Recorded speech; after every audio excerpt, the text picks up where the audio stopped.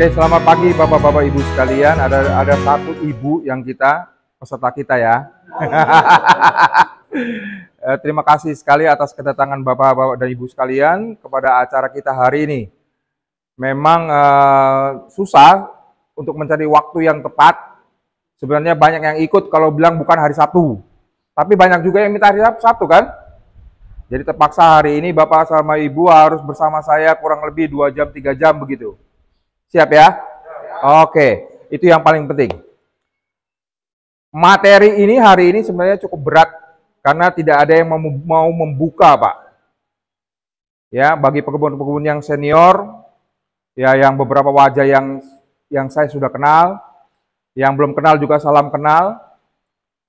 Bapak yang sudah menanam katakan 10 tahun yang lalu, hari ini itu masih banyak mencari kan informasi. Mau kasih apa, mau bagaimana kan sudah tertanam, bagaimana ini Pak. Nah juga ada yang pekebun baru, ya baru menanam bagaimana dan sebagainya. Tapi Bapak saya pikir hari ini hilangkan semua pemikiran tentang bagaimana susahnya kita berdurian. Ya karena kita hari ini akan membuka tentang hara.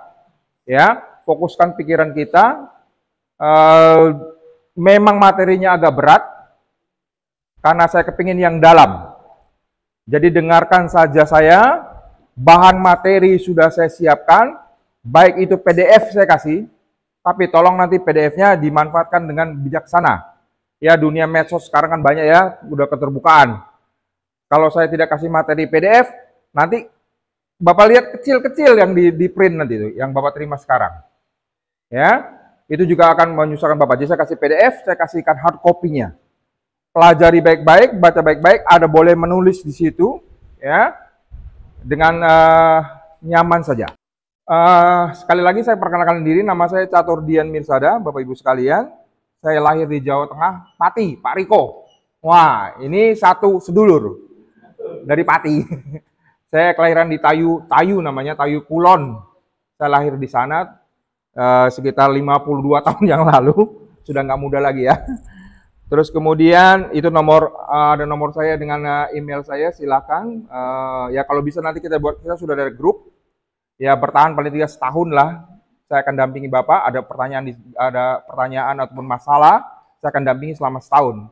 Habis itu ya mudah-mudahan saya jangan lagi ikut karena saya punya kelompok banyak, grup juga banyak sekali. Ya.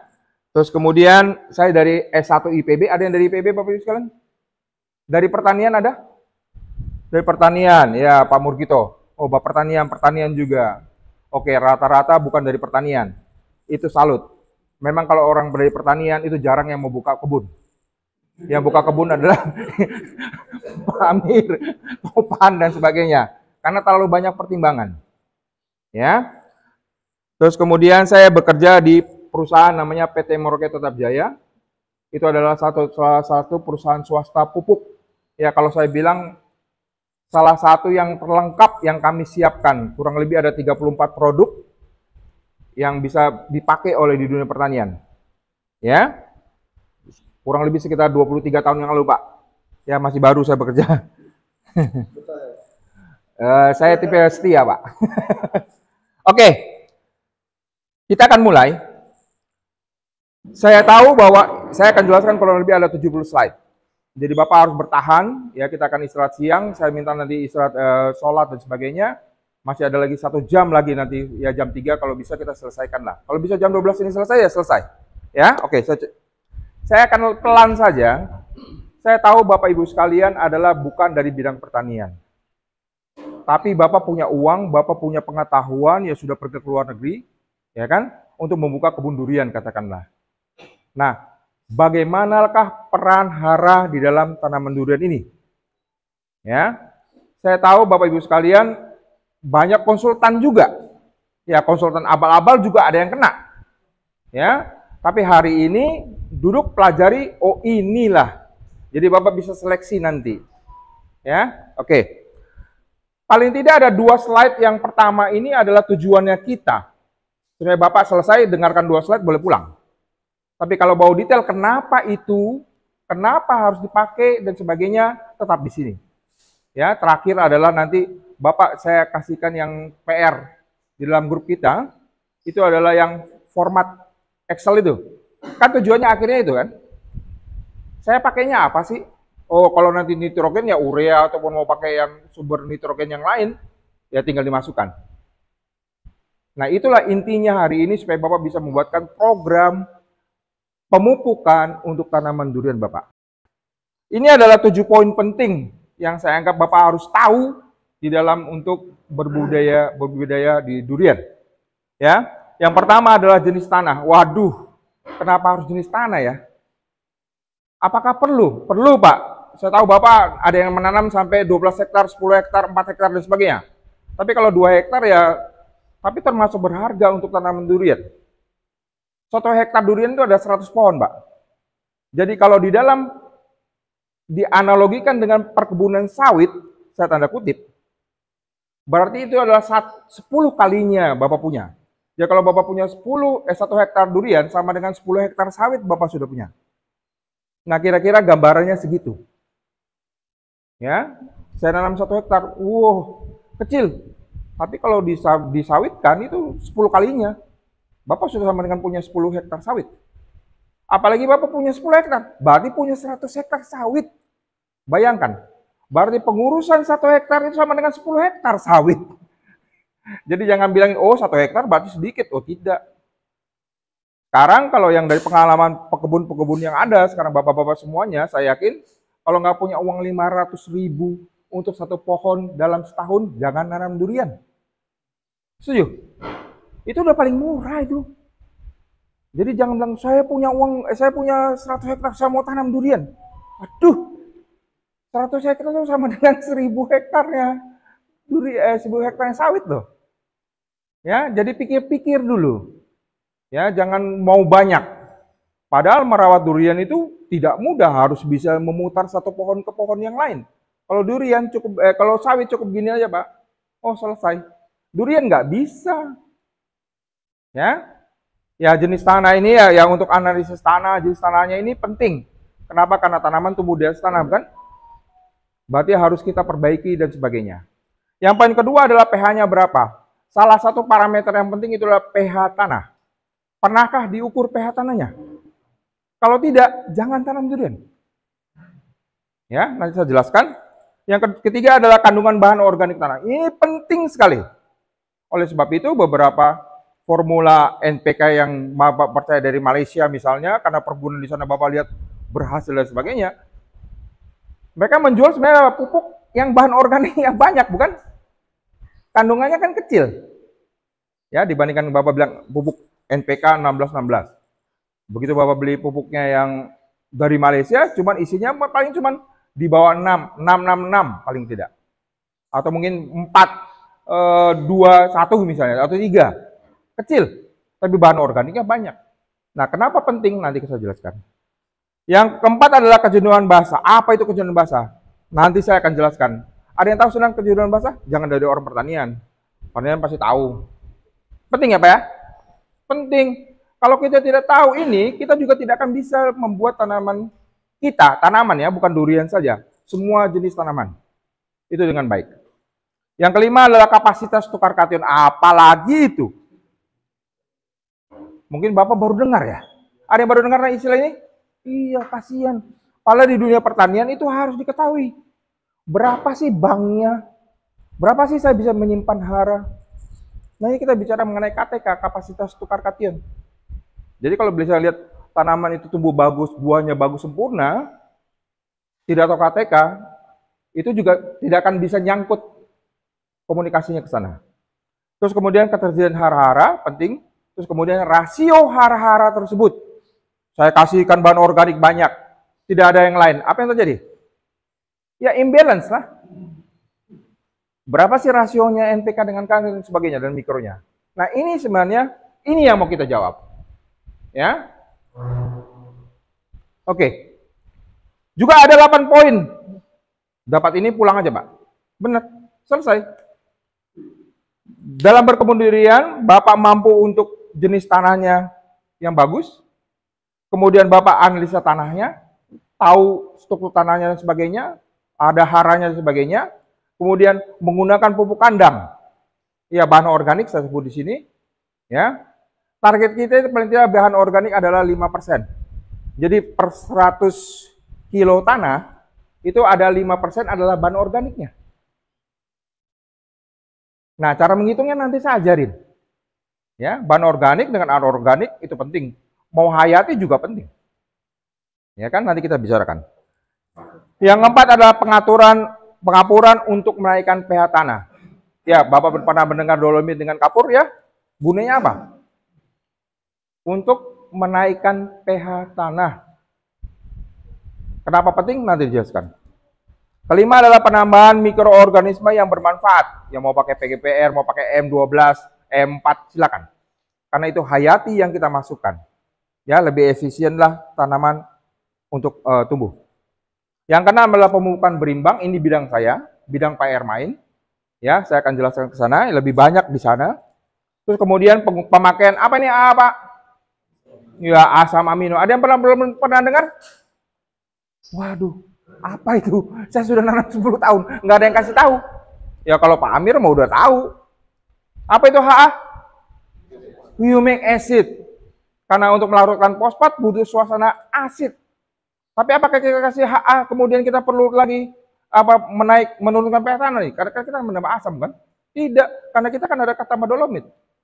Pertukaran ion dan sebagainya itu menyebabkan perubahan pH juga. Bapak tidak kasih HA, Bapak tidak kasih ikan kapur, itu juga terjadi pertukaran pH. Pertukaran hara itu kan menyebabkan kenaikan dan penurunan pH. Ya. Terus kemudian baru aplikasi pemakaian biochar. Biochar, ada yang pernah dengar? Ya sekam bakarlah istilahnya, ya. Kemudian ada zat pengatur tumbuh. Hilangkan dulu mengenai masalah kita yang terjadi perdebatan luar biasa kan tentang bagaimana menggunakan paklo. Ya, kita lupakan dulu Pak. Bapak kalau belum pintar ini jangan dulu sok-sok pakai paklo. Ya, karena paklo dipakai di Thailand sudah lama juga. Tapi apakah tanaman yang sama, yang jenisnya yang kita budidaykan di Indonesia? Tidak, belum.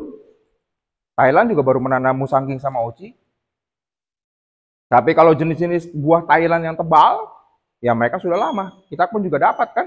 Seperti kayak D123 atau Cane atau Bawor yang kita unggulkan. Oke? Terus kemudian aplikasi pengendalian hama penyakit tanaman.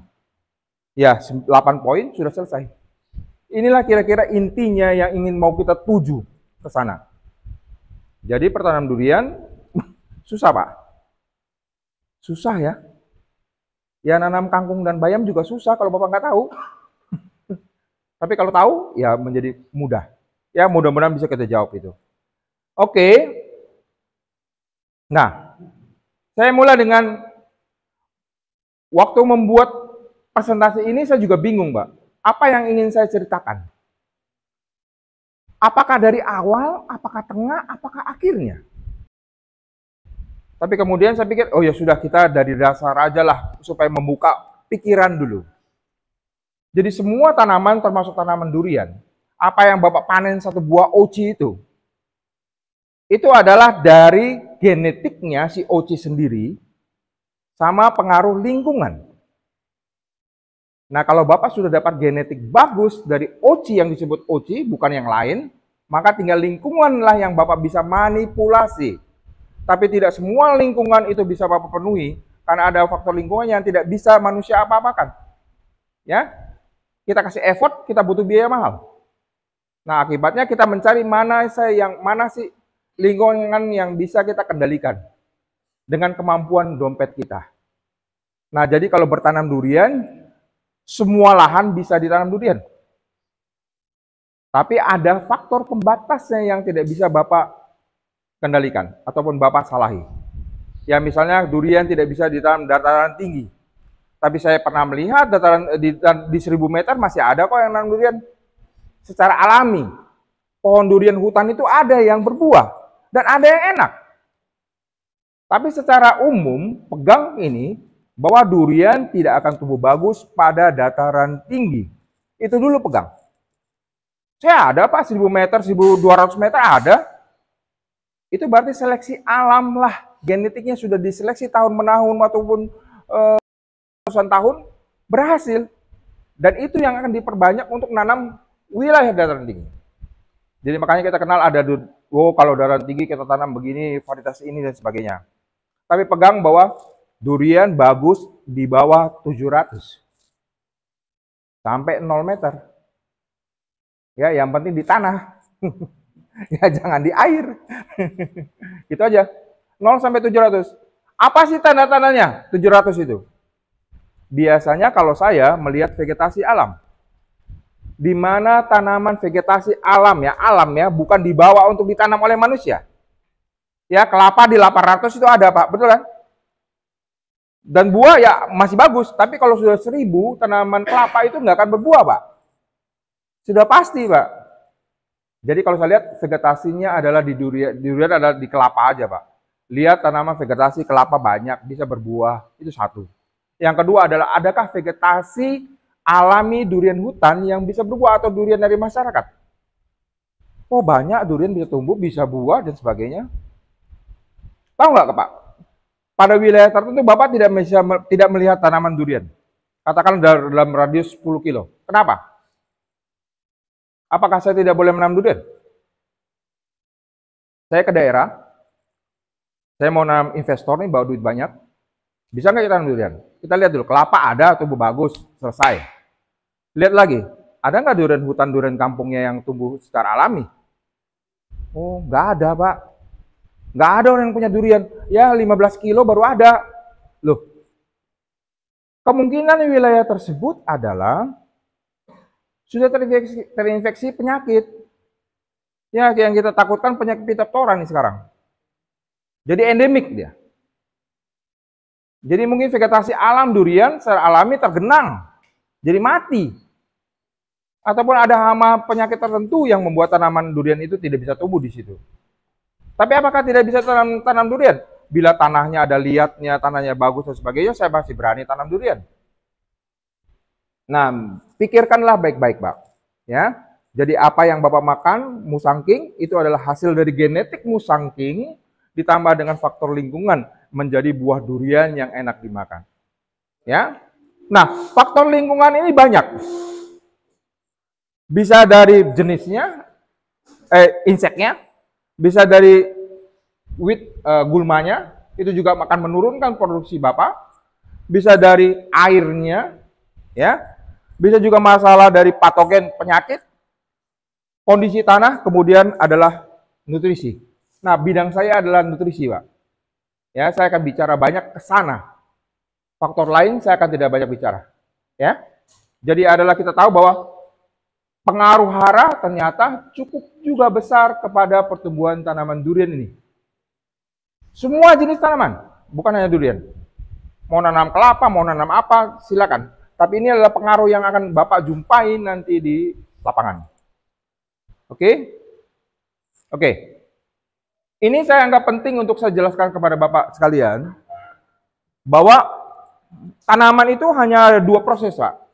Ya, saya sih persingkat, tentu prosesnya banyak. Tapi intinya adalah kenali dulu ada tanaman fotosintesis dan respirasi. Jadi fotosintesis itu memanen energi matahari, dengan ada hara, dia masak di daun, kemudian baru menjadi buah, akar, dan sebagainya. Respirasi adalah perombakan. Jadi kebalikan dari proses fotosintesis. Merombak dari karbohidrat itu menjadi energi. Ya, dunia pertanian mungkin ini mudah, tapi Bapak yang jurusan manajemen atau bisnis, ya waktu biologi mungkin sudah pernah lah mendengar istilah ini. Ya, kenali ini. Ya. Kemudian ada istilah anabolisme, katabolisme. Bagaimana membuat dan memecahkan lagi. Itulah katabolisme dengan anabolisme. Jadi dalam proses fotosintesis yang dihasilkan itu ini, Pak, semua. Ada 5 poin. Jadi kalau katakanlah yang Bapak berbuah itu makan, itu berasal dari hara yang di tanah menjadi buah, kemudian dalam buah itu ada vitaminnya, ada kaliumnya, magnesium dan sebagainya. Dari mana? Dari tanah. Dimasak di daun, di fotosintesis. Ya. Hasilnya adalah karbohidrat. Ya, merupakan besar sekali dia utama, dia menghasilkan karbohidrat sebagai energi. Ya. Yang kedua adalah dia menghasilkan lemak. Pak Jeff bisa di depan, Pak Jeff. Enggak ada itu. Pak Jeff. Pak Jeff dari Medan. Punya sawit, punya durian. Ampun. Ya. Terus kemudian ada protein. Ini yang penting juga. Kenapa kita menggunakan asam amino? Ya. Nanti saya jelaskan. Terus kemudian juga ada namanya untuk asam nukleat. Ini protein juga, cerita tentang protein. Terus kemudian senyawa organik lainnya. Inilah hasil dari fotosintesis tadi. Ya. Jadi kalau belajar 5 tahun di pertanian, inilah dasarnya, inilah intinya, keluarnya selesai. Nah, baru hasil dari energi yang menjadi ini, bahannya tadi, baru dibentuk menjadi akar, menjadi batang, daun, bunga, dan buah, dan seterusnya. Inilah yang sebenarnya Bapak ingin ciptakan pada durian Bapak. Ya, jadi matahari penting, air itu penting, ya, sampai dia bisa menghasilkan buah yang enak dimakan. Oke, tanaman durian makannya apa sih Pak? Manusia memakan sayur, nasi, ikan, sama. Cuman tanaman tidak memakan itu kan? Tanaman akan makan melalui bulu akar ataupun dari daun, ya. Itu makanannya adalah ini. Apapun ceritanya, tanaman semua tanaman, makanannya cuma ini, Pak. Jadi kalau ada orang jual yang aneh-aneh, Bapak tanya aja, ini apa isinya? Kalau tidak ada dalam daftar ini, lupakanlah, Pak. Bohong.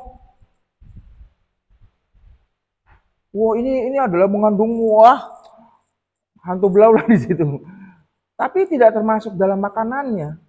Berarti dia ada proses yang harus dilalui untuk bisa menjadi makanan. Ini makanannya. Ya, mau nggak mau Bapak harus hafal ini. Harus terbiasa tentang apa itu istilah namanya karbon atau C. Ya. Hidrogen, ya hidrogen dengan oksigen gratis Pak. Dari oksigennya selesai H2O. Ya. Dari hujan juga ada air. Ya. Terus kemudian apa yang dimaksud dengan hara primer? Hara primer adalah nitrogen, pertama. Kedua adalah fosfat atau fosfor. Yang ketiga adalah kalium.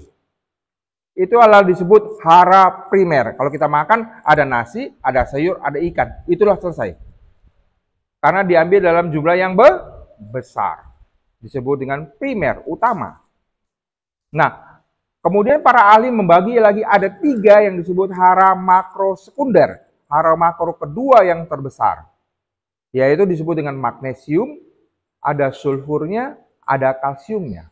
Nah sekarang begini, Bapak menanam durian, hanya menambahkan NP dengan K. Apakah cukup? Tidak akan bisa. Karena Mg-nya, sulfurnya, dengan kalsiumnya tidak ada akan menjadi masalah. Baik pembentukan akar, batang, daun, dan sebagainya. Ya, jadi ini paling tidak 6 hara ini disebut dengan primer. Harus dikasih. Nah, kemudian para ahli meneliti lagi. Apakah cukup? Tidak, Pak. Ternyata ada sekian unsur mikro, kecil tapi harus ada. Apakah boron itu yang disebut unsur mikro lebih penting daripada nitrogen? Atau nitrogen lebih penting daripada boron? Tidak, boron juga penting walaupun jumlahnya kecil.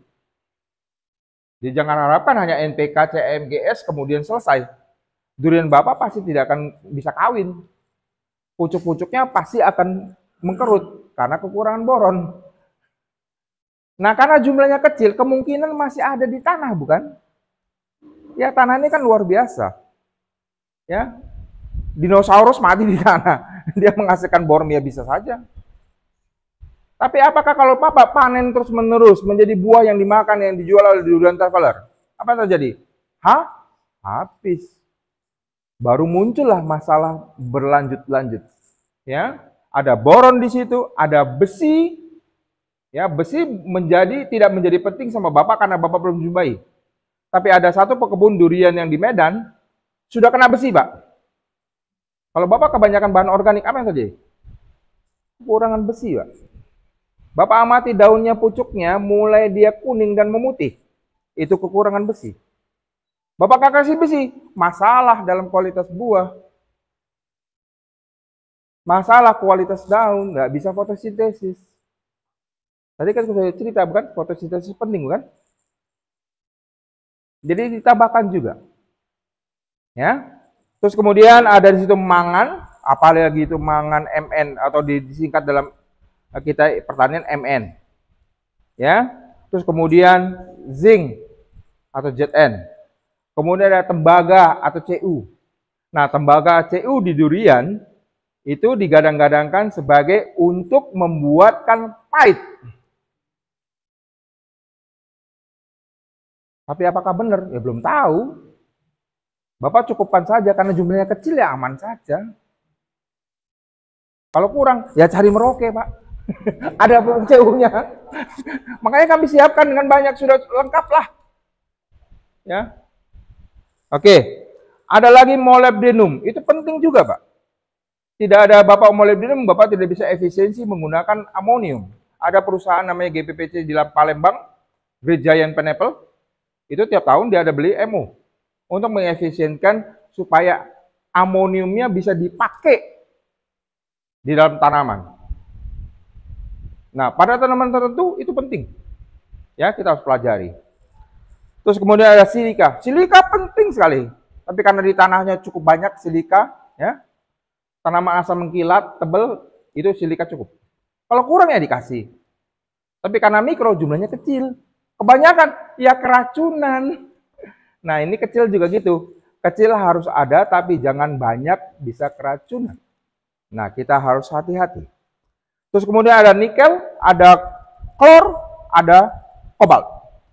Ya. Banyak cerita bahwa klor itu pada tanaman durian akan menyebabkan apa, Pak? Ada yang tahu? Kalau buah durian saya banyak dagingnya putih ya. Itu digadang-gadang karenanya kebanyakan klor. Tapi kan kita negaranya negara tropis. Banyak hujan. Apa yang terjadi? Klor itu negatif. Negatif dengan negatif tanah, dia mudah tercuci. Padahal klor juga penting untuk membuka tutup stomata. Kalau nggak ada klor dengan klor dengan kalium, stomata itu akan bodoh. Waktu terik dia membuka, padahal kan nggak boleh membuka. Kalau dia membuka respirasi banyak. Dia harus menutup. Nah, inilah tugas kerja sel. Jadi tanaman komunikasi nggak ngomong, Pak. Woi, sekarang panas, tutup dong stomata. Ya nggak gitu. Kalau dia ngomong kita lari juga kan. Dia akan memberi signal dengan enzim. Dia pakai faktor, pakai koenzim. Oh, kamu klor itu cukup di situ, kalium cukup. Dia perintahkan untuk buka menutup stomata. Nah, itulah cara kerja tanaman berkomunikasi. Oke? Ini hara yang harus Bapak hafal. Benar. Tidak hafal, Bapak tidak akan berhasil. Bapak akan dibodoh-bodohi oleh konsultan. Ya, suruh pakai, nggak ngerti berapa banyak keluar duit, ternyata dipakai nggak ada hasil, dia sama aja. Oke, bisa ya Pak ya? Tiap hari, ya karena saya bekerja di perusahaan pupuk, di pertanian juga bidang saya, inilah makanan saya sehari-hari. Bapak nggak usah pusing, lihat aja contekan selesai. Kalau saya harus hafal Pak. Kalau nggak hafal saya nggak jualan. Pertama adalah tentang tanah. Ya. Tanah itu para ahli sudah membagi kurang lebih ada 12 jenis tanah, Pak. Ya. Kalau di Indonesia kita namakan tanah itu berpasir. Oke, begini. Ini namanya segitiga tanah. Bagi jurusan tanah ini biasa. Ya, sama kita di durian, apa sih manfaatnya? Kalau tekstur tanah itu kita bagus, effort kita untuk membuat bagus durian itu akan lebih mudah. Tapi kalau tanahnya sudah nggak bagus, effort durian akan lebih banyak. Bapak pilih yang mana? Yang mudah dong. Karena kita dapat gift. Kita tinggal pilih lahan yang mau di mana, apalagi Bapak punya uang banyak. Nah, tapi apa terjadi misalnya Bapak tanam di padang pasir. Apa padang pasir tidak bisa tanam durian? Ya, cuman panasnya doang. Tapi kalau kita bicara tanah berpasir, apa kita nggak bisa kasih tanah liat? Kita kasih bahan organik kan bisa. Oke? Nah, dalam segitiga tanah, ada yang disebut dengan satu itu pasir, satu itu debu, satu itu liat. Mana yang paling berat? Berat masanya adalah tanah berpasir, bukan? Mana yang paling pori-porinya banyak? Apakah debu atau liat? Pasir pasti nggak mungkin, karena itu sudah paling berat. Tentu kita akan pilih tanah liat, karena dia kecil-kecil, maka pori-porinya lebih banyak dibandingkan dengan debu. Oke? Tiga ini Bapak pegang. Tanah pasir, tanah liat, atau tanah debu, atau tanah liat. Nah, perimbangannya itu menjadi diagram. Nah, itu menjadi penyusun jenis tanah. Nah, kalau Bapak di sini pilih yang mana, Pak? Tanah Bapak mengharapkan durian Bapak pada tanah yang jenis mana? Saya pasti mau yang berlempung ya. Berlempung dan berliat, bukan? Tentu ada pasirnya nanti. Tapi kalau dia tanah lempung, ada liatnya dan ada pasirnya lebih sedikit, itu yang saya mau. Karena effort saya untuk menumbuhkan durian itu akan lebih sedikit dibandingkan dengan tetangga yang tanahnya berpasir. Dia pasti pusing. Atau tanah yang berliat sekali. Airnya nggak bisa masuk. Hujan, pergi semua. Ya effortnya harus ditambahkan bahan organik, ditambahkan dengan tanah, bukan tanah liat. Nah, karena jenis tanah itu akan berpengaruh kepada yang disebut dengan KTK, Pak. Nah, ini penting. Kenapa kita harus penting ini? Karena disebut dengan kapasitas tukar kation. Bayangkan kapasitas tukar kation itu adalah koloid tanah itu seperti bank. Kalau dia banknya banyak, berarti KTK-nya tinggi. Kalau banknya banyak, berarti dia bisa menyedot uang. Uang itu dianggap sebagai hara. Jadi kalau KTK-nya sedikit, apa yang terjadi? Banknya sedikit, uangnya banyak, ya akan tercuci, bukan? Saya kasih uang banyak, KTK-nya kecil. Akibatnya, yang hara yang saya berikan akan tercuci, hilang. Tapi kalau KTK-nya banyak, saya kasih uang banyak, wah senang. Diambil, disimpan, baru ditukar ke tanaman. Nah, perhatikan, tanah pasir itu KTK-nya paling kecil. Karena liatnya sedikit. Tapi kalau tanah yang lempung berliat lebih tinggi, 20-50 mili ekuivalen per 100 gram tanah. Ingat, itu satuan parameter yang kita pakai. Jadi kalau 1 hektar ya kurang lebih 1 hektar itu kalau berat jenisnya 1 gram per sentimeter kubik, ya itu berat tanah itu sekitar 2 juta kilo. Nah itu satuan untuk kita konversi.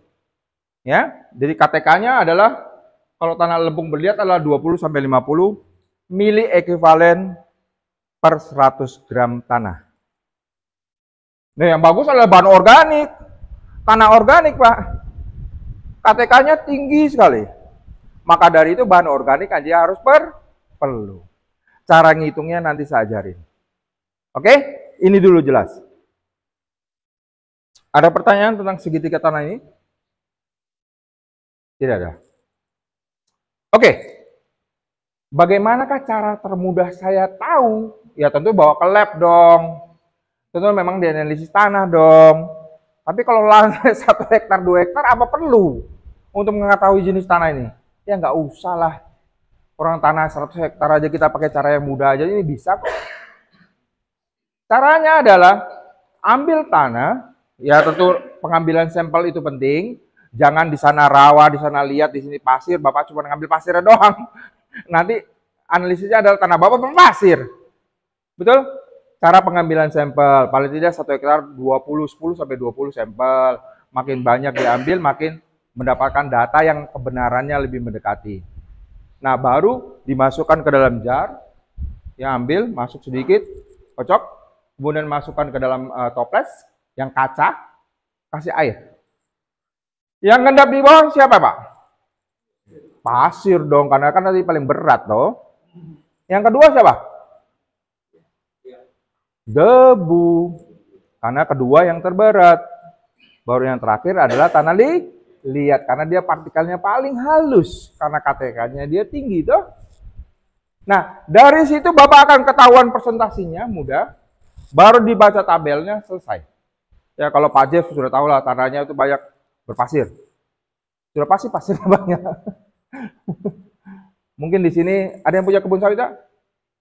Nggak ada. Saya yakin belum pernah analisis tanah. Kalau Pak Jeff, saya yakin karena saya yang baca analisis tanahnya. Beliau ada analisis tanahnya dan sebagainya. Rutin, tiap 2 tahun sekali kita lakukan. Kita baca apa yang harus dilakukan dan sebagainya. Ya, di situ. Ini cara untuk satu aja ya, tentang jenis tanah doang. Yang lain nggak dibaca. Oh, tanah saya jenis ini, Pak. Nah, kalau kita sudah tahu jenis tanah, maka kita bisa tahu apa yang harus kita lakukan. Kasih Pak Hermain sudah tahu. Wah, banyak pasirnya. Dia sudah langsung baca itu. Bapak harus nyiramnya rutin, Bapak harus memupuknya juga rutin. Sudah pasti dalam otaknya itu. Oh, tanah saya lihatnya tinggi, Pak. Oh, nyimpan hara cepat, air pun banyak dipegang, bagus. Ya, tinggal kasih bahan organik. Nah, kayak begitu-begitu pasti sudah berjalan logikanya. Ya, oke. Ini cara yang termudah. Ya, di home gardening biasanya kita lakukan ini. Ya, kalau ya biasanya cuma bisa 2. Satu, yang kedua adalah pH tanah. Ya kan? Biasa kita latihan untuk ini, untuk membaca. Oke, itu nggak usah. Nanti Bapak lebih bingung lagi. Ini adalah cara termudah untuk Bapak tahu jenis tipe tanah Bapak ya. Yang terima kasih adalah kalau tanah Bapak itu berlempung. Ya, lempung berliat itu paling bagus. Nah, carilah. Nanti warna tanah juga ada. Warna gelap adalah bahan organik tinggi. Warna terang cerah adalah tanah yang tercuci. Jadi tanah tua. Tanah yang perlu bahan organik lebih banyak. Itulah kalau tanah yang muda. Warna cerah, merah, dan sebagainya. pH-nya sudah pasti rendah. pH-nya 4. Nah, apa yang harus kita lakukan? Kita tambahkan dolomit dan sebagainya. Oke? Ini tanah. Ya, sedikit lebih rendah. Ya, kita perlu usaha untuk mendapatkan dolomit. Karena kita inginkan adalah 6 up. Ya, hati-hati. Oke, nanti saya jelaskan. Ini pH tanah. Apa itu pH tanah? pH tanah itu adalah salah satu parameter di tanah. Ya, untuk mengukur berapa derajat kemasamannya. Ya, kalau tanah itu masam, yang biasanya adalah di bawah angka 7, itu disebut asam, acid. Di atas angka 7 itu adalah basah. Nah, angka itu adalah 0, sekian, bukan 0 ya. Kalau 0 di logaritmanya nggak dapat, Pak. Yang logaritma 0,001, itu baru dapat angkanya nanti. Oh, berarti logaritmanya dari 1 sampai 14. 14 adalah tertinggi. Tengah-tengahnya tuh 7, 0 sampai 14, tengah-tengahnya 7. Di mana sih ada angka 7 di kita? Nggak akan ada. Orang kita kencing juga di situ, ya kucing mati di situ, ya hujan, kering, dan sebagainya. pH tanah itu tiap jengkal akan berbeda. Ada bahan organik dengan nggak ada organik, berbeda. Tekstur tanah yang berbeda akan pH-nya berbeda. Musim ini dengan musim depan juga berbeda. Bapak mencangkul rumputnya juga bisa beda. Bapak menumbuhkan gulmanya tinggi juga berbeda. Loh, kalau gitu kita nggak usah ukur pH. Orang dia berubah-ubah. Tidak. Kita harus mengambil sampel, kita ngukur. Ya tentu adalah, pertama adalah jangan di jalan. Itu cara metode pengambilan sampel. Jangan di jalan, jangan di daerah pupuk. Kalau saya mau daerah pupuk juga saya harus tahu.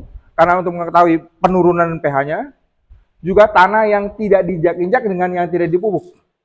Itu juga saya mau tahu. Supaya potensi pH-nya berapa sih? Oke. Biasanya ada alatnya, di kita mudah, bukan di hidroponik ya. Disebut dengan pH meter, kita juga punya. Kita membekali kepada agronomis kita punya alat untuk mengukur pH. Mahal, Pak? Ya, Pak Amir pasti bisa beli. Tapi kalau kebun durian wajib lah punya. Ya, ini alatnya. Dia ada bulat, dia bentuk petak. Ini yang agak yang saya sebut dengan profesional lah. Jangan yang bentuk stick. Ingat ada yang stick panjang yang aduh itu cepat rusak lah Pak. Nggak usah beli. Beli 100.000, 200.000. Ini ya sekitar 2 juta lah. Tapi kan forever. Lama. Sepanjang tidak dilempar aja. Oke? Harus diukur. Nah Bapak lihat dari grafik ini. Angka 7 yang di tengah ini. Ini adalah grafik masing-masing hara yang tadi saya bicarakan. NPK, CA, dan sebagainya. Ternyata perilaku hara tersebut akan merespon bagaimana pH-nya. Oh, saya begini, pH-nya segini, maka saya begini. Perhatikan secara umum ya, saya tidak bicarakan satu persatu. Kalau pH-nya itu mengecil, maka hara nitrogen, fosfor, kalium, sulfur, kalsium, magnesium, kecuali ya magnesium, itu akan mengecil. Bapak punya uang banyak, sama konsultan disuruh pakai, tanah Bapak asam, apa yang terjadi? Rugi.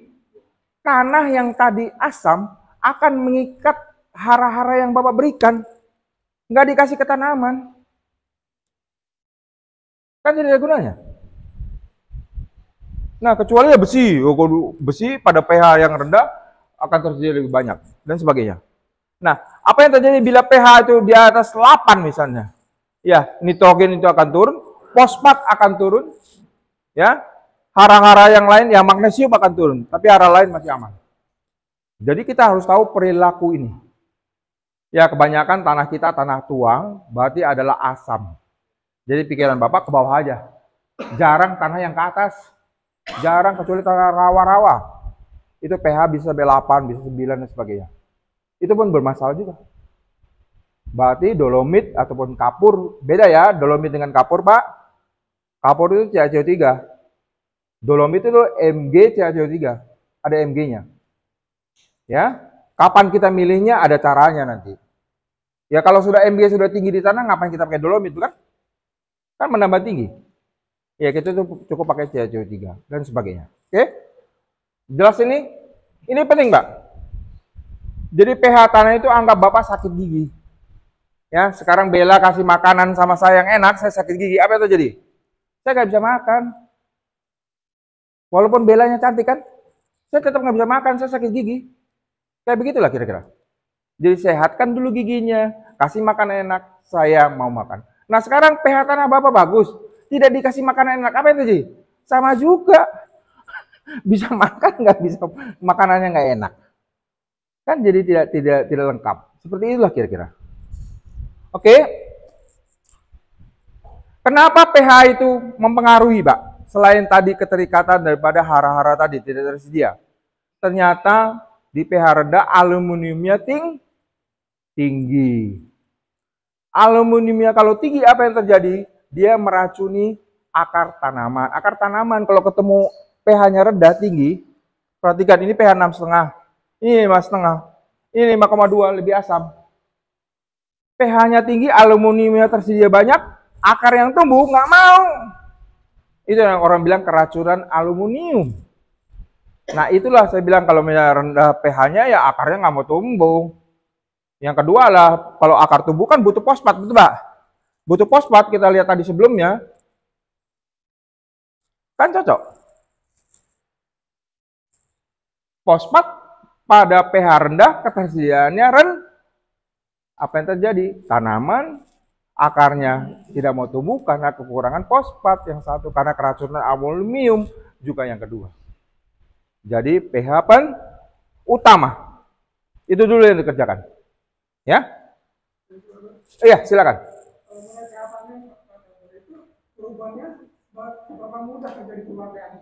Iya. Ya. Oke. Pertanyaan bagus. Berubah itu pH tanah itu akan berubah dengan hujan, dengan kering. Dia selalu. Ya. Seberapa cepat perubahannya tergantung dari berapa kandungan penyebab kemasaman atau kebasahan di dalam tanah Bapak. Misalnya begini. Bapak memberikan urea. Ini sedikit agak kimia ya. Urea itu mengeluarkan NH4 bukan? Ya, namanya CONH 2 kali. Itu urea. Dia akan melepaskan, dengan bakteri, dia akan melepaskan NH4. Sudah pasti itu reaksi kimia. Nah, NH4 kalau diambil oleh tanaman karena dia positif, maka apa yang dilepas? Oke, karena Bapak tanya, nampaknya penting.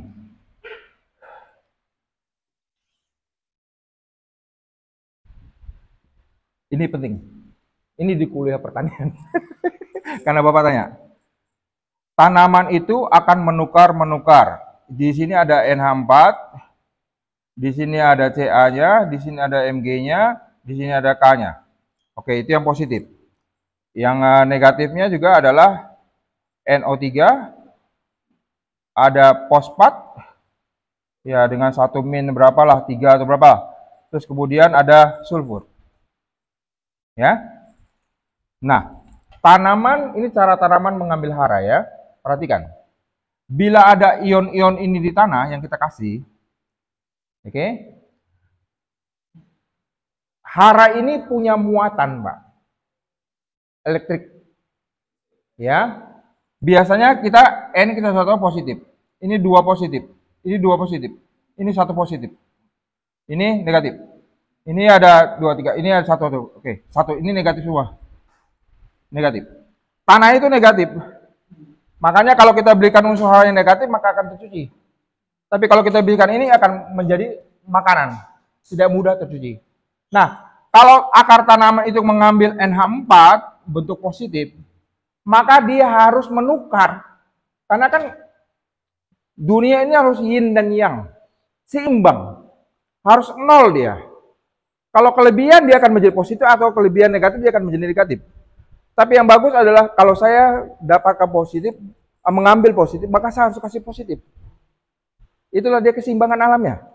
Nah, kalau dia mengambil 1 NH positif, maka dia akan melepaskan H positif. Kalau dia mengambil yang negatif, dia akan melepaskan OH negatif. Ini pelajaran dasar untuk cara makan tanaman. Nah, kalau dia mengambil NH4, dia melepaskan H positif. H positif. Apa yang terjadi? H positifnya banyak, P, ingat H, ada pH, mengukur yang H positif, ada POH, yang mengukur negatif. Maka kalau H positifnya banyak, pH-nya apa? Tuh. Makanya kalau Bapak kasihkan itu, urea banyak, ya pH-nya akan turun. Sudah pasti. Makanya perubahan itu kan terjadi terus-menerus. Bapak ada kasihkan CAMG dan sebagainya, pertukaran juga terjadi. Reaksi kimia. Nah, makanya kita hindari. Nah, bagaimana caranya kita kasih? Biasanya dolomit itu kita kasihkan kapan? Awal musim hujan, akhir musim hujan. Kenapa, Pak? Apa dulu alasannya, Pak Toman? Kenapa? Air. Karena dolomit apapun ceritanya tidak akan larut, bukan? Lambat larut, bukan? Karena dolomit adalah batu yang dihaluskan. Ya tetap sekecil apapun dia tetap batu. Bukan adalah pupuk yang seperti kayak kita makan gula, makan garam. Itu kan cepat larut ya, habis. Dolomit dihaluskan itu, Bapak coba larutkan. Ada yang mengendap? Pasti ngendap. 1 kilo dolomit butuh 66.000 liter air. Ingat, 1 kilo dolomit untuk melarutkan dia butuh 66.000 liter air. Berapa tangki air untuk melarutkan 1 kilo dolomit? Jadi dia lambat, dia memang gak larut karena dia batuan. Jadi makanya kita butuh air, kapan kita kasih? Ya saat awal musim hujan atau akhir musim hujan. Loh, kasih di musim kemarau boleh nggak? Ya boleh aja, kebunnya Bapak. Tapi kan nggak cocok ya, karena pola pikir kita sudah dapat, oh melarutkannya butuh air bertengki-tengki 1 kilo, berarti butuh air banyak. Berarti awal musim hujan, akhir musim hujan. Itulah kita letakkan dolomitnya. Ya, oke, cara menghitungnya nanti ada. Sederhana yang saya akumulasikan dari beberapa bacaan lah, yang mudah untuk kita. Oke, ini Bapak perhatikan juga. Bagaimana lihat N, nitrogen, fosfor dengan kalium. Fosfat, potas itu adalah kalium, ya bahasa Inggrisnya potas. Ya, Kalau makin pH-nya asam, oke, pertama adalah tanah surga, pH-nya 7. Maka yang Bapak berikan NP dengan K akan dimakan, Pak. Mudah. Nah, bagaimana katakanlah misalnya pH itu makin menurun. pH 6, 5,5, 5 dengan 4,5. Katakanlah 4. Bapak punya pH tadi 5,6 ya? Oke, 5,6. Kita pakai 5,5 ya. Apa yang terjadi, Pak? Pada pH 5,5.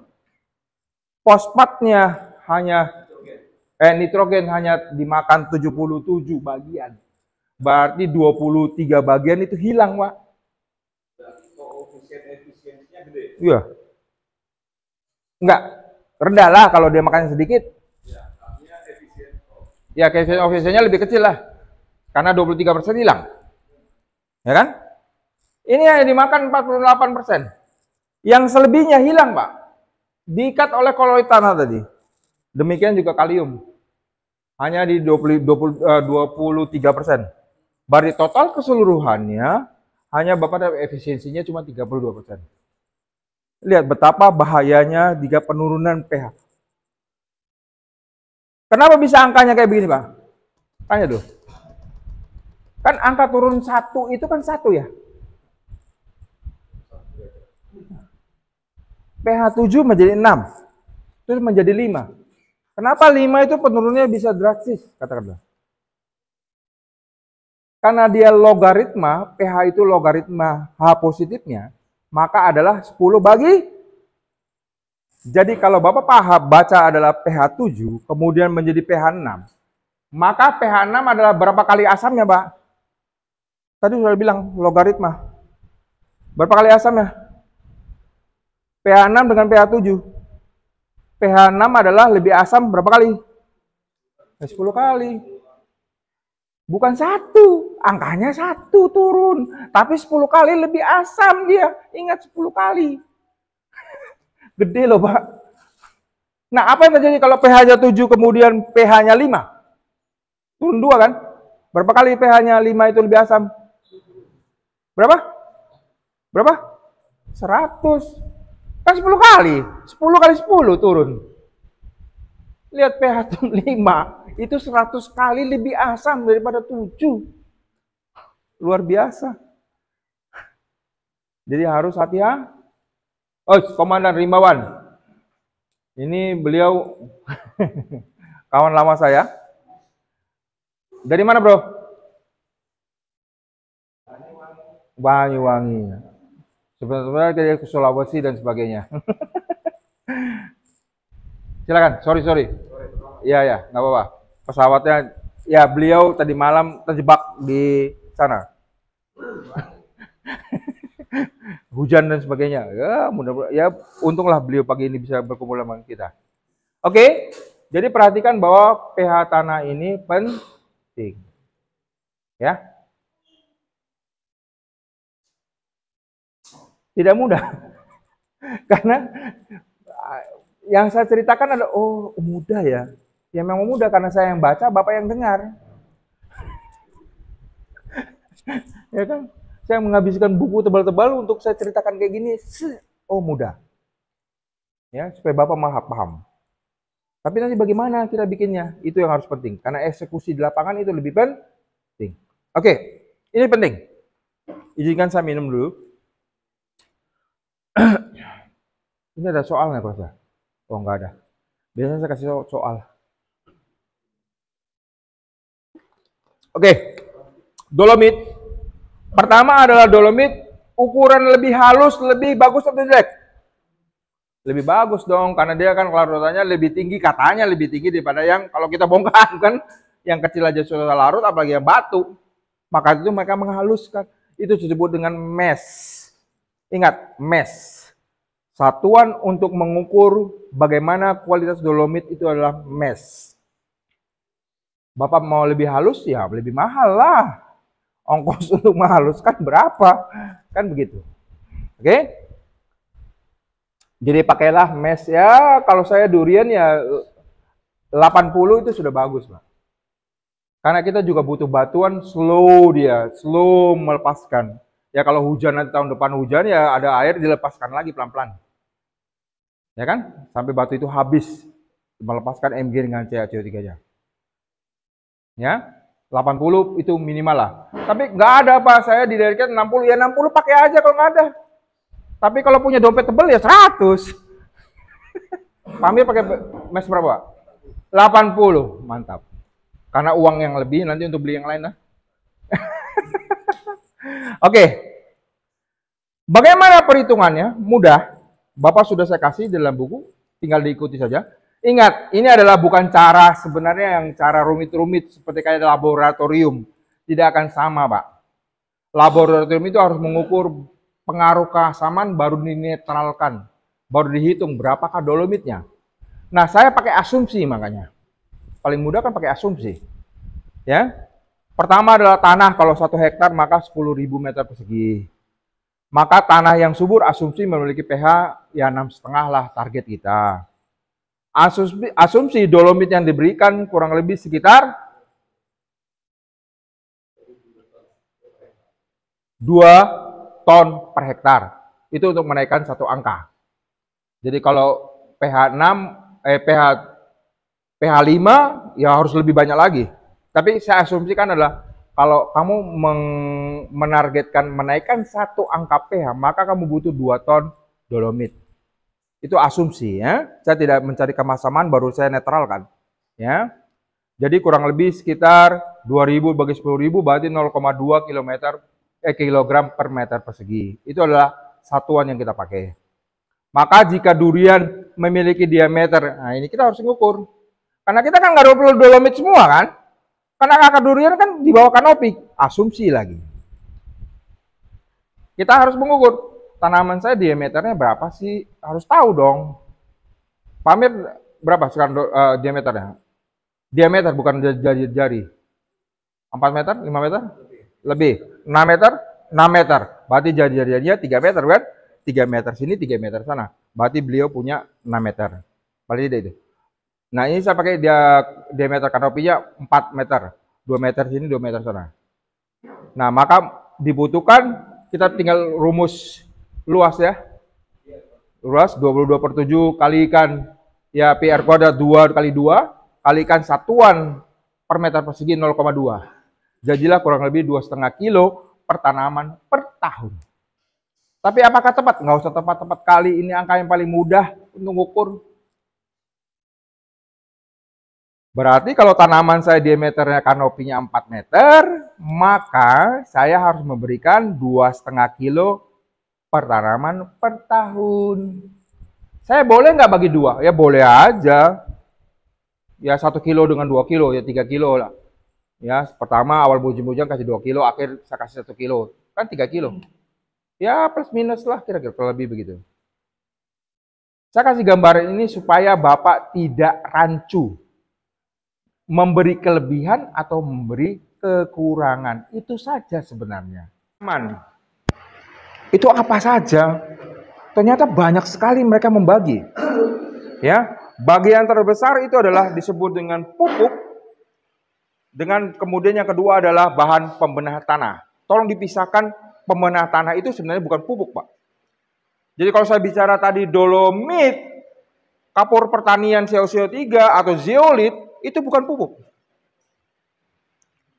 Mereka baginya sebagai bahan amelioran tanah. Bahan pembenah tanah. Ya, itu. Terus kemudian ada lagi yang disebut dengan pupuk itu, mereka membagi ada pupuk anorganik, itu kami berada di situ, anorganik. Kemudian ada yang disebut dengan pupuk organik, yang disebut dengan kompos, pupuk kandang, guano dan sebagainya. Ataupun ya kalau kompos adalah bahan dari hijauan. Atau kohe, pupuk kandang itu adalah bahan dari ternak dan sebagainya. Guano itu ya dari kelelawar, gua kelelawar, ya tainya itu yang di skop biasanya fosfatnya mungkin paling tinggi 12% saja, P25. Oke? Terus kemudian ada hayati. Hayati ini adalah mikroba, makhluk kecil-kecil yang tidak kita bisa lihat, tapi bermanfaat untuk tanaman. Nah, yang panjang sekali itu adalah anorganik. Disinilah yang paling banyak, mulai yang orang-orang seperti saya, anak muda, mulai lihat, oh yang begini, yang begini, yang begini.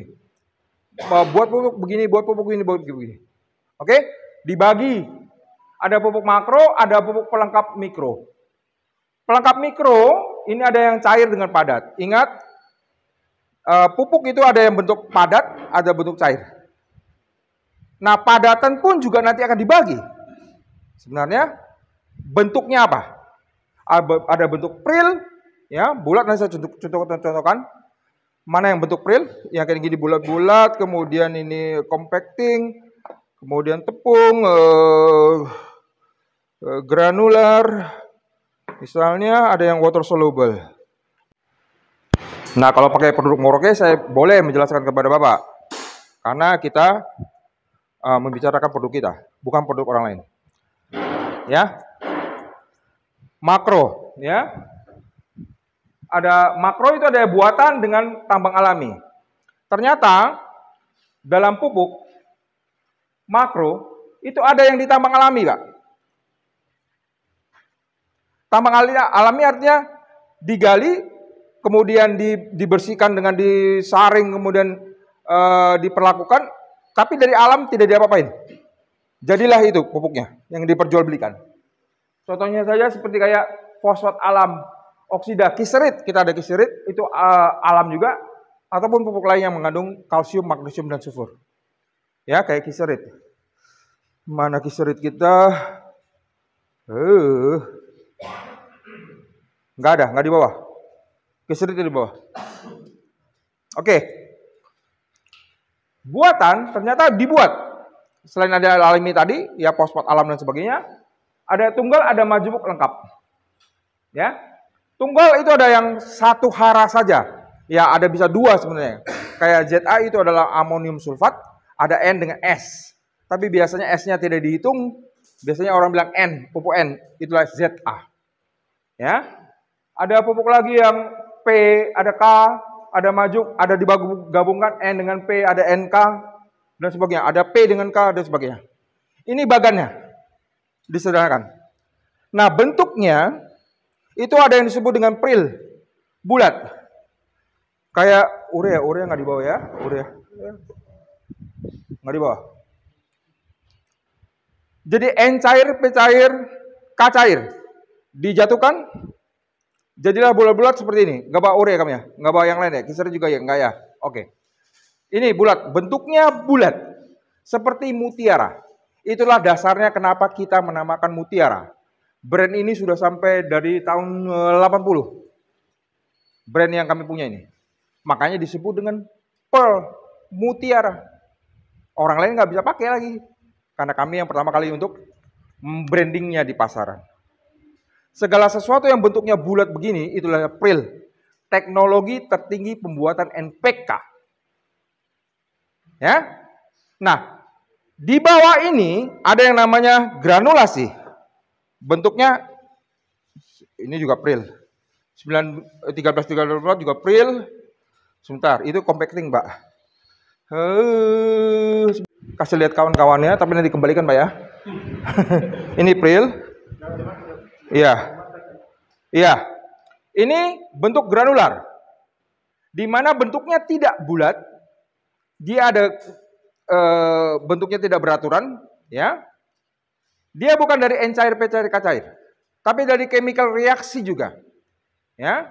Dibuat kemudian jadikan NPK. Ini NPK 92525. Ya, compacting granulation itu bentuknya adalah seperti gini.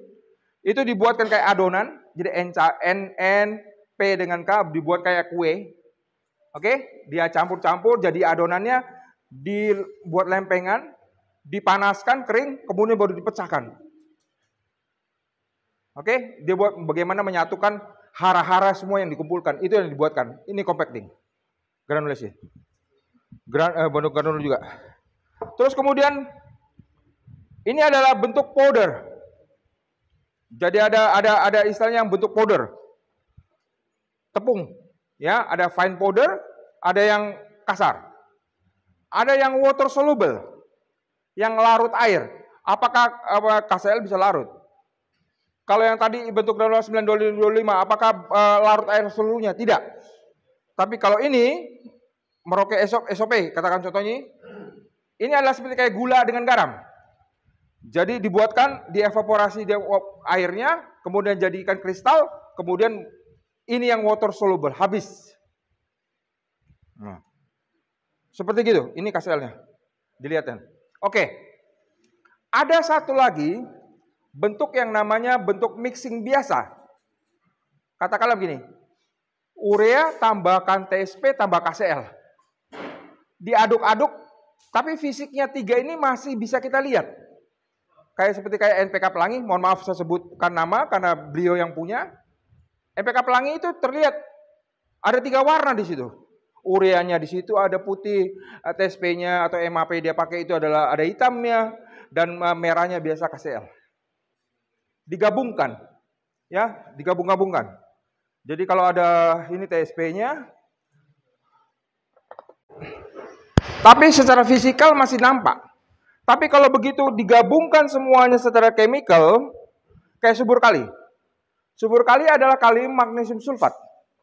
Ya, brandnya subur kali, Pak. Merek lain terserah. Tapi kami buatkan namanya subur kali kalium magnesium sulfat. Saya punya KCl, saya punya K2SO4, SOP tambah kiserit. Kalau saya gabungkan, jadi ada K-nya, ada Mg-nya, ada sulfurnya.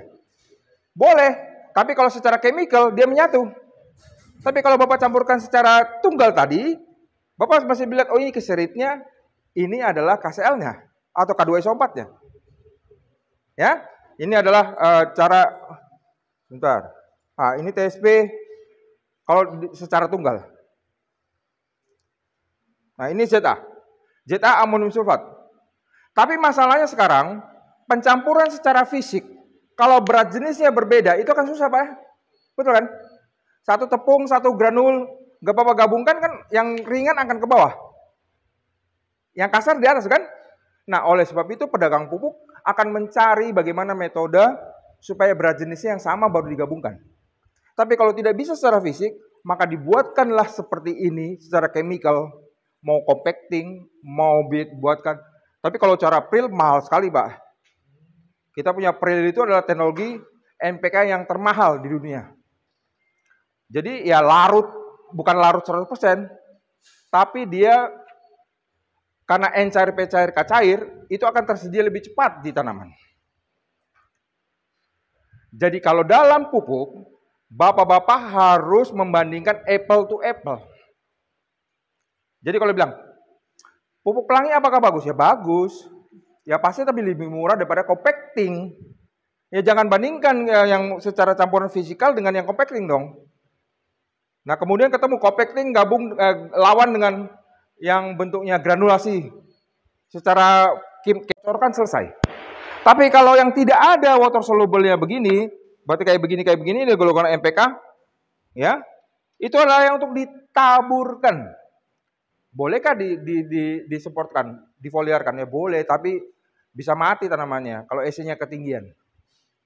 Ya, ini juga bisa mati, cuman dia fully water soluble. Bahkan di hidroponik bisa dipakai. Tapi kalau yang di atas itu nggak bisa dipakai di hidroponik. Ya, jadi kalau Bapak baca di media sosial, pakaikan Gandasil, pakaikan, ya maaf saya sebut merek, karena itu yang sering terjadi. Gandasil campurkan NPK Mutiara, campurkan apa lagi, kalsium nitrat. Bisa nggak? Ya bisa aja, tapi itu tidak porsinya. Maka dari itu kita kembangkan pada porsinya. Ya, jadi Bapak mau hidroponik ya kami ada, mau tanaman ada, perkebunan, hortikultural, pangan kita juga ada, kita lengkapi. Oke, nah sekarang kita hitungkan adalah untuk durian. Perhatikan baik-baik, karena disinilah Bapak akan bekerja. Saya akan membiasakan Bapak Ibu semua untuk mampu membaca angka-angka ini. Nah, awalnya pasti susah ya. Apa ini angkanya? Kalau orang dari teknik sipil pasti bingung juga. Tapi kita orang pertanian sudah terbiasa. Perhatikan penulisan di internasional. Bahwa untuk menuliskan NP dengan K, mereka akan menulis seperti ini. Ya tentu ada yang lain Pak ya. Tapi di internasional akan menulis adalah begini. Tetapi yang dimaksud oleh internasional penulisan adalah N P2O5 dengan K2O. Oleh sebab itu dikasihkan saya tabel supaya Bapak tidak bingung adalah konversi. Karena K dengan K2O, P dengan P2O beda. Jadi ini tidak kita pakai. Ini yang dimaksudkan penulisan di pupuk. Memang agak rumit, Pak. Kita sudah berdebat tentang ini. Tetapi tanaman tidak makan ini, Pak. Makannya tuh ini. Bingung kan? Ya sudahlah. Kalau komersil akan berbicara ini, tapi yang dimaksud adalah ini, yang dimakan tanaman, tapi penulisannya adalah NP25 dengan K2O. Jadi kalau penulisannya adalah di sini 16, maka yang dimaksud ini. Tapi kalau Bapak ke tanaman makan apa, Bapak harus konversi ke sini lagi. Analisis daun tidak menggunakan ini, menggunakan ini. Tapi karena ada konversinya boleh. Makanya ngitungnya itu jelimet, Pak. Jelimet. Dan ini sudah didebat juga, tapi internasional mau begitu. Ya sudahlah. Begitu lihat saknya, mereka tulis 46000, itulah urea. Jadi di Oslo, mau di Jerman, Indonesia begini. Oke? Kalau tesnya penulisnya gimana?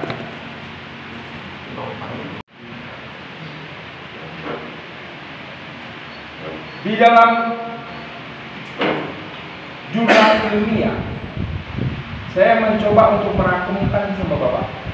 Bapak nggak usah cari-cari lagi. Cukup banyak itu literatur penelitian, tapi mau yang mana, bukan? Dan kemudian kita tanya, itu jenisnya apa? Jenis saya kan musangking, nggak ada data musangking. Wah, repot lagi. Itu tanam di mana? Di Malaysia kok saya tanamnya di Jawa Tengah ya? Wah, ribut lagi. Oleh sebab itu ini adalah sebenarnya ada 4, nanti ada tampilan yang keempat. Saya rata-ratakan hasil penelitian mereka. Jadi kan tidak perlu kita bawa buah durian, kita hancurin, kita kirim ke lab kan. Kalau sudah ada, kita pakai aja. Ya salah-salahnya errornya dikit aja kok. Kok juga Bapak nggak disiplin? Ya lupakan error yang sedikit. Nah, kalau Bapak perhatikan di sini, ya, bahwa setiap jenis tanaman itu ada datanya. Tidak main-main, kita harus menghitungkan. Bahkan sawit pun juga demikian. Ingat, di dunia ini, di Indonesia, itu hanya punya 2 lembaga yang sangat intens melakukan penelitian, yaitu tanaman padi 1, 2 sawit. Ada tanaman durian? Enggak ada. Ada tanaman cabai? Enggak ada. Kita disuruh bikin sendiri. Tapi di luar penelitian yang cukup intens, bisa kita pakai datanya. Ya contohnya misalnya itu mango, jadi katakan tanaman mangga untuk menghasilkan 15 ton per hektar, ingat satuannya per hektar, membutuhkan 100 kg per hektar N, ingat bukan urea bukan yang lain, kita tinggal hitungkan. P25 nya 25, K2O 110, selesai. Tapi kan saya tanam mangga Nardokman, bukan mangga harum manis, bagaimana? Ya kurang lebih sama lah. Dikit-dikit kalau mau lebih detail kita carikan detail lagi.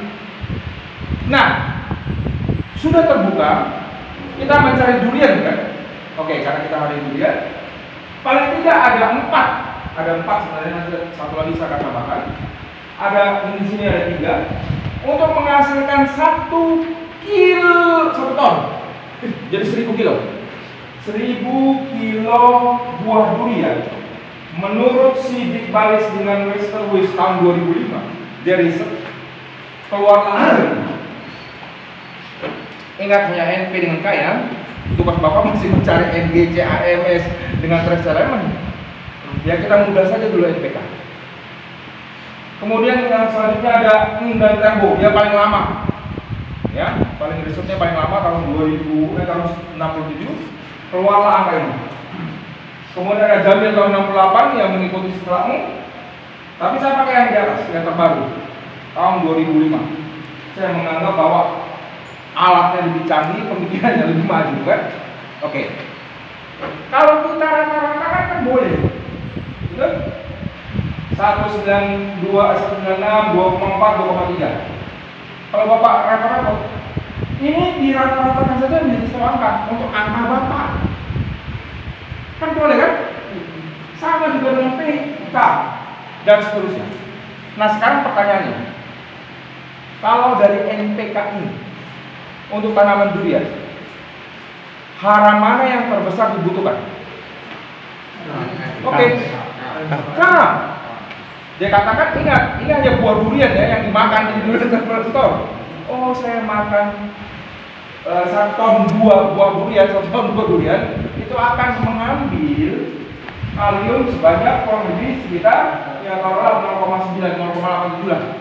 Pakailah sini balik 5,29 K2O kilogram K2O per hektar. Pak? Oke, dan seterusnya. Jadi dalam mindset Bapak adalah kalium nomor 1. Kalau nggak punya kalium jangan tanam durian, Pak. Ya, katanya. Oh, saya nggak perlu, saya 1 tahun 2 tahun udah panen makan enak kok. Iya, kalau kamu sudah kehabisan, sudah kamu nggak tambahkan, katakanlah tahun ke-5 ke 6 ke 7 rusak. Sudah pasti, karena ini kebutuhannya kok. Sudah pasti. Kalau belum ya beruntung yang masih ada di tanah. Ya apalagi kalau lihat durian besar kemudian akarnya sudah kemana-mana. Apa yang terjadi? Dia menemukan harta karun. Entah ketemu WC-nya orang, ya kan? Entah ketemu sapi yang dulu mati. Ya siapa tahu, kita nggak tahu. Ketemu batu besar misalnya yang mengandung batuan mineral, why not? Tapi kan itu merupakan kebetulan kan? Kita bertani tidak mau kebetulan. Karena kita sudah mengeluarkan biaya. Oleh sebab itu kita perlu tambahkan, kita hitungkan supaya kualitas buah bisa dipertahankan. Ingat, berkelanjutan. Jadi petani yang harus berkelanjutan. Bukan hari ini panen, besoknya tidak panen. Tapi terus menerus supaya DT bisa jual banyak buah lah. Oke? Oke. Sudah 1 ya. Untuk tanaman yang masih masa vegetatif, Ya ada. Nanti kita hitungin. Vegetatif paling mudah di sawit Pak, di durian. Aman-aman saja. maksudnya untuk memenuhi petani ini Pak. Ya. Bapak kalau percaya, kebusuhan kita selesai. Ya. Oke, ini ada contoh lagi. Bagaimana kalau kita tidak mau pakai urea SPK tadi? Boleh nggak? Ya boleh. Pakai MPK 16 hitungkan. Nah ini tricky. Hati-hati. Karena perhitungannya gini. Kalau menggunakan MPK majemuk misalnya, mau pakai 16 urea dengan KCl, mau pakai rencananya itu ya, maka hitungkan dulu. Pakai N misalnya, hitungkan kebutuhan N. Ya, baik ini adalah kebutuhan pupuk yang 16. Ya. Ini harus dikurangi kan? Karena dalam 5,43 kilo itu ada TSP-nya kan? Mengandung ada TSP adalah 16%. Maka setelah dikurangi baru dicari kebutuhan pupuknya. Mengerti? Tapi saya akan ulang. Karena ini matematik saja. Oke? Demikian juga KCl. Karena dalam MPK 16 3 kali itu ada KCl 16% K2O, maka jumlahnya pupuk itu dikalikan dengan kurangi dulu baru dikalikan dengan 100/60. Dapatlah KCl. Oke? Mudah ya? Sudah mulai terbuka? Sudah enak? Sudah berani nanam durian? Sudah lumayan. Sudah lumayan. Boleh ulang Pak? Ulang? Oke.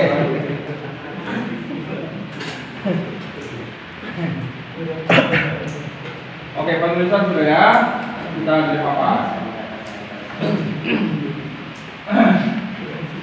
Nanti dikasih hitungan lebih berat Pak. Lebih mumet lagi. Oke. Panjang ya. Misalnya begini Pak, TSP adalah 60% P2O5. Oke. Kalau mencari jumlahnya persentase konsentrasi P25 dalam pupuk 100 kilo TSP, maka yang dicari itu kan adalah berapa persen P25 yang didapat kan? TSP itu bukan 40 tuh. Oke, 46 per 46 kali ini yang berapa? 2000 kali 6, 46. Sudah berapa? 50, 40. Berapa kali? 100 per 46 kali 20. Berapa? 3,5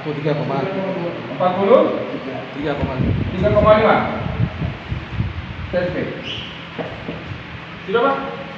Tapi kalau 16 3 kali yang Bapak pakai, hitungkan dulu. Misalnya Bapak pakai rencana 16 ya. Karena misalnya di sini ada 100 kilo 16 3 kali, maka adalah 100 kali 16 persen dulu sama dengan berapa? Dapatlah nanti N-nya P-nya, sini N, sini P25, sini kado 16%, 100 kilo kali 16%, dapat N-nya P25 nya. Oke. Kalau ingin menambahkan N-nya, ingat dapat kilonya ini dikurangi dulu N-nya berapa, cari ureanya, dikurangi P25 baru dicari TSP-nya. Demikian juga ini dikalikan dikurangi dengan 16 3 kalinya mengandung K yang kilonya 16 3 kali, dapatnya adalah dikurangi dengan K-nya, kemudian cari hasilnya. Paham? Jelas? Bisa? Ada bingung? Masih bingung? Masih bingung? Bagus, berarti bingung. Bagus, Bapak berpikir berarti. Kalau nggak bingung, saya juga curiga. Ya, pelan-pelan. Ini yang matematika aja. Ya, oke. Di dalam lembaran Bapak yang Bapak terima, di bagian terakhir itu ada, saya dapatkan dari literatur, ya boleh literatur yang lain juga boleh, adalah jenis-jenis pupuk dasar yang tunggal yang tersedia di dunia. Misalnya amonium nitrat nggak akan Bapak dapatkan di Indonesia karena bahan peledak. Amonium sulfat, nah ini contohnya amonium sulfat adalah ZA, ya, itu mengandung 21% N nitrat. Nah, ini adalah nama-nama pupuk dengan kandungannya yang akan kita buat pupuk.